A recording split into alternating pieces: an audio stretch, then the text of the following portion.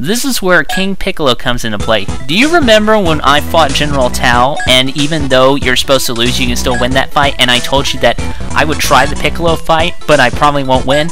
I won this fight, and I will show you how to do that in a minute. This fight, pretty much all it boils down to is one pattern. You need to stick to this pattern constantly. I'm kind of talking about it before the actual King Piccolo comes in, who has like the giant head ever. Incoming message from the big giant head. Anyway, it all comes down to this one pattern. If you fail to stick to this pattern at least once, you're gonna die. But you were supposed to lose, so that's fine. But if you want the extra challenge, you have to find this pattern. You have to keep on it in order to defeat him. And he's got like 4 or 5 bars. All right, here's the fight right here. Yeah, see, he's got a crap load of bars. Here's the thing. He always blocks first. The minute he blocks first, you block next. Don't do arrow combat like I did here. That is risky. Do not do that if you want to fight this guy. Wait until he air blocks most of the time. Then you block right afterwards, and then combo him in the air. He's always going to L-warp, because all the enemies are doing that now at this point.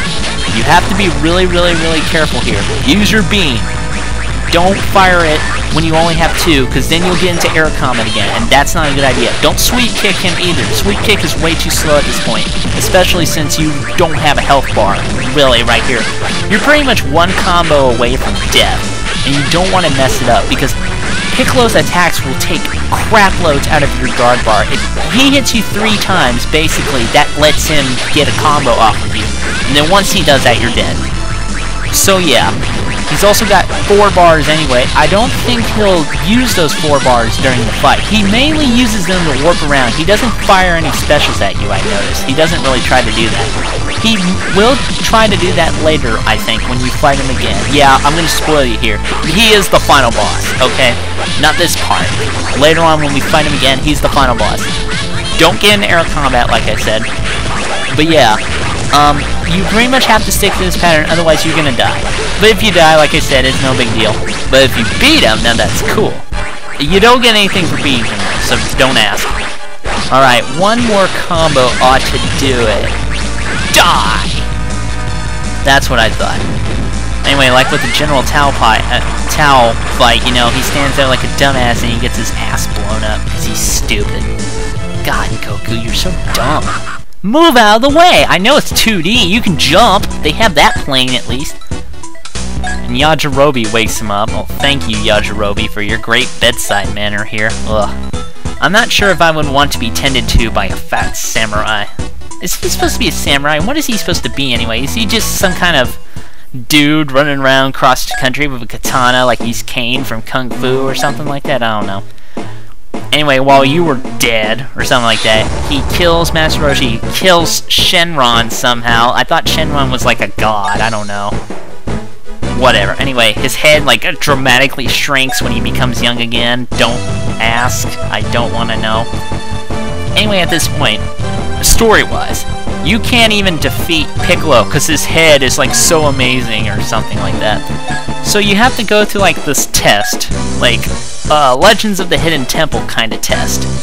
That's always a good test, though. If it has, like, Olmec in there, you know, I would go to that test, like, even if I don't need to be tested.